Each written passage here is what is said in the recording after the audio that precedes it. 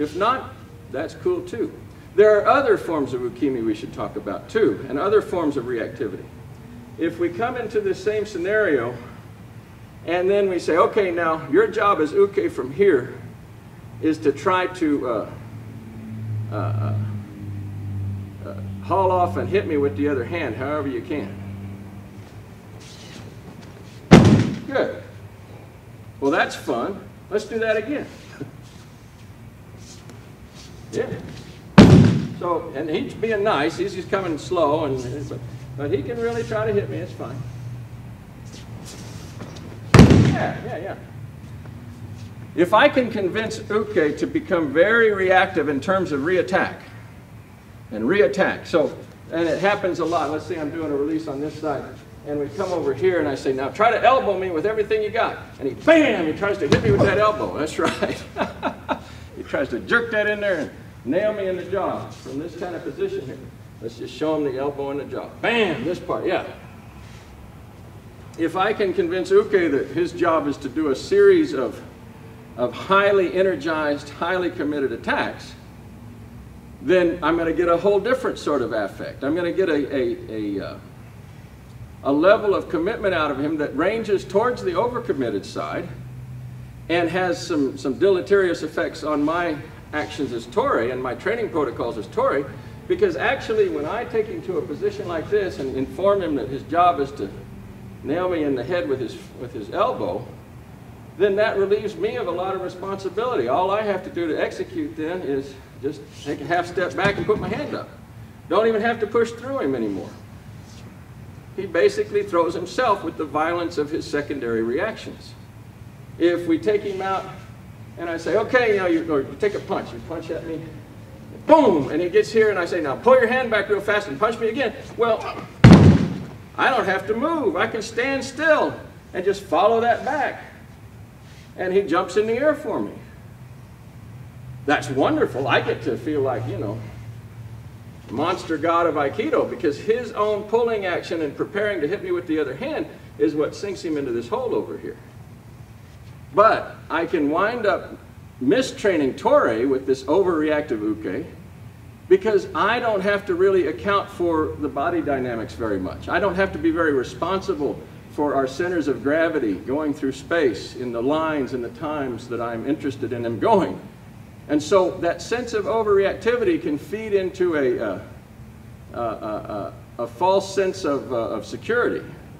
Because when I'm dealing with somebody who's a little more cautious and more wary, and I'm saying, man, he's not just hauling off and trying to do this with his elbow right here. How do I make that go? I might not have trained myself in the mechanisms that can make it go. And so I have some deficits built into my game if I play that way. And that's a very important point too. So we like uke to be constantly engaged with us and preparing for attack. We don't necessarily want him to launch a series of dynamic Hail Mary attacks all the time though. Because again, it makes Tori's job a little too easy. If I can get Kyle to start over there, make 4 or 5 feet, and accelerate at me as this is another form of that. And I say, okay, now just come at me as fast as you can. Go ahead. Man, I don't have to do too much. I get out of the way a little bit and deflect him slightly, and I get huge results. He goes through the air like, wow, isn't that cool? And you can look very fancy doing that, but it doesn't train me as Tori to be completely responsible with the circumstance. If he's coming in and giving me the type of attack we were talking about before, where he's just driving my head back, and we get to the end of that same sort of engagement, right here, he's not already in the air. He's still in play, and he still has things he can feel and learn and grow with. And I've become responsible for maintaining this relationship carefully and keeping my hands in the right places and figuring out where my foot's got to go next to do the job. Because the job's not done.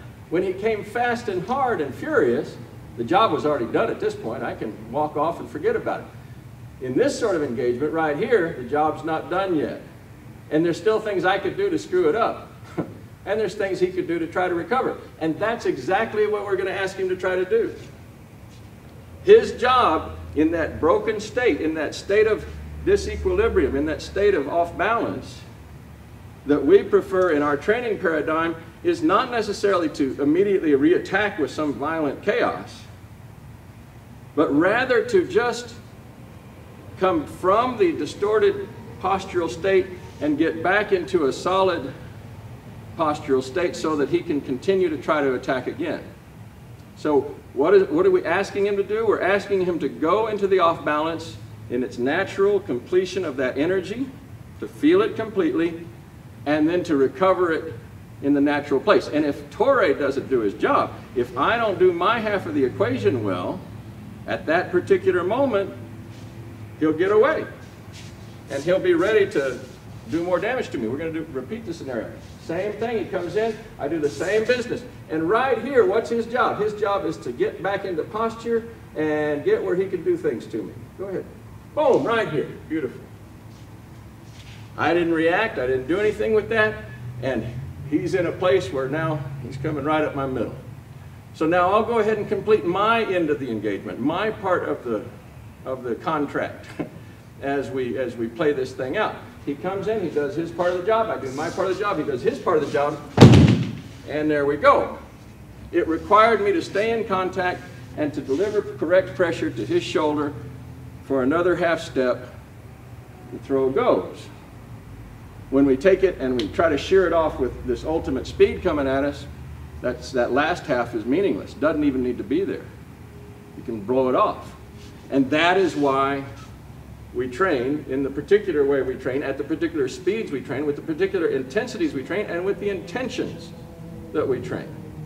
So that we are milking the maximum potential of information out of the engagement, so that both sides get to record and be as much responsible as possible for the overall picture of the Aikido we're trying to produce. So, I think that outlines it pretty much as I want to say. If you have questions about it or observations, I'd love to interact about that. Let me know. I'd love to chat about it. Check us out online and send me an email. Thank you. Thank you.